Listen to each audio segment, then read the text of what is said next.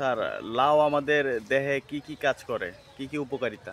হ্যাঁ, আমরা এই যে লাউটা এই সিজনে আমরা খুঁজে পেয়েছি। এটা হলো ডেইরি ফার্মের লাউ। তা এর ভিতরে কি কি আছে আমরা সেটা জানবো। এর ভিতরে 92% পানি আছে। খাদ্যগুলোর ভিতরে কি কি আছে? এখানে শর্করা জাতীয় খাবার আছে, আ আ ফাইবার অনেক ফাইবার আছে, আমিষ আছে, হ্যাঁ? এইগুলো আছে খাবারের ভিতরে।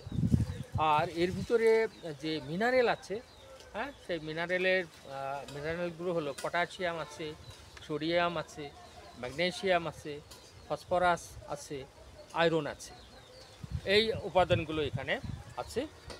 আর আ আরেকটা কাজ এখানে আমাদের এখানে এইটা আমরা যদি আমরা খাই, তরকারি হিসাবে খাই, তাহলে আমাদের দেহে কি, কি কাজ করে সেইটা। এখন এর ভিতরে অ্যাসিড থাকে। কিছু, কিছু জৈব অ্যাসিড থাকে। যেমন আ সাইট্রিক অ্যাসিড থাকে, সাকথানিক অ্যাসিড থাকে, অক্সালিক অ্যাসিড থাকে, হ্যাঁ? ম্যালিক অ্যাসিড থাকে। এইগুলো এই এত ৪ প্রকারের অ্যাসিড থাকে।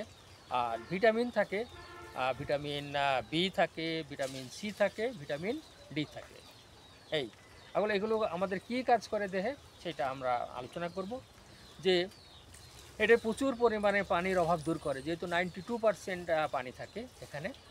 আর ২ নাম্বার কাজ হলো এটা ঘুমের খুব সাহায্য করে। যারা অনিদ্রায় ভোগেন তারা অ্যা বা লাউ খেলে তাদের ঘুম আ হতে পারে, হ্যাঁ? এটা বিজ্ঞানীরা বলছে। ৩ নাম্বার এখানে ক্যালসিয়াম থাকে, ফসফরাস থাকে, সুতরাং এটা হাড় এবং দাঁতের জন্য কাজ করে। আর হলো এখানে এটা ওজন কমায়। আর এটা এখানে ফাইবার থাকায় এটা কোষ্ঠকাঠিন্য দূর করতে পারে। আর এখানে এটা কোলেস্টেরলও কিন্তু কমাতে পারে। আর হলো হার্টকে ভালো রাখতে পারে। তা এতগুলো কাজ এইটা করতে পারে। সবচেয়ে ভালো কাজ আ এইটার দ্বারা পানির অভাব কিন্তু দূর করে। কিন্তু এখানে সমস্যা যেগুলো, এগুলো খাবেন না কারা, কারা?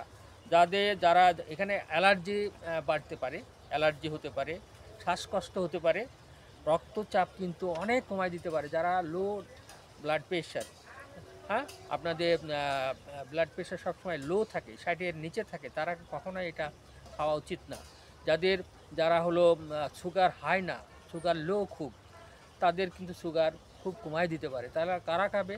যাদের আ মা আ ডায়াবেটিস হলো আ কমও না বেশি না, টাইপ 2 ডায়াবেটিস, তাদের জন্য খুব ভালো এটা।